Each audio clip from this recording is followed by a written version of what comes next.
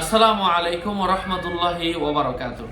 ইন্নাল হামদালিল্লাহ ওয়াসসালাতু ওয়াসসালামু আলা রাসূলিল্লাহি ওয়া বা'দ। আজকে আমরা আলোচনা করব স্বপ্নে ফসল কাটতে দেখলে কি হয়, ফসলের মাঠ দিয়ে হেঁটে যেতে দেখলে কি হয়। ইবনে সিরিন সহ অন্য স্বপ্নের বিষয়ে অভিজ্ঞ আলেমগণ কি জানিয়েছেন, আলোচনা বুঝতে সাথেই থাকবেন। এখনো যারা চ্যানেলটি সাবস্ক্রাইব করেননি সাবস্ক্রাইব করতে ভুলবেন না। ভেরিফাই চ্যানেলের ডিসক্রিপশন বক্সে ক্লিক করলে আমার পেজ এবং আইডি আসবে। এটা ছাড়া আলাদা অন্য কোনো পেজ নেই, আইডি নেই, ইমো নেই, হোয়াটসঅ্যাপ নেই, টিকটক নেই। নাম ছবি দেখে বিভ্রান্ত হওয়া যাবে না। প্রত্যেক ভিডিওতে আলাদা আমি সাবধান করি, সতর্ক করি।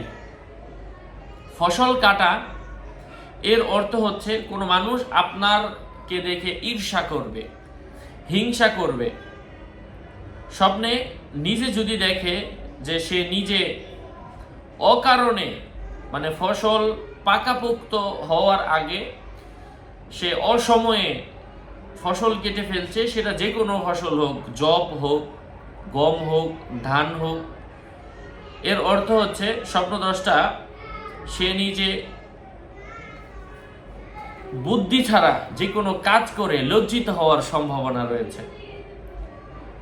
স্বপ্নে ক্ষেতের মাঝখান দিয়ে হেঁটে যেতে দেখার অর্থ হচ্ছে সে কোনো যুদ্ধে অথবা জিহাদে অংশগ্রহণ করার সম্ভাবনা রয়েছে।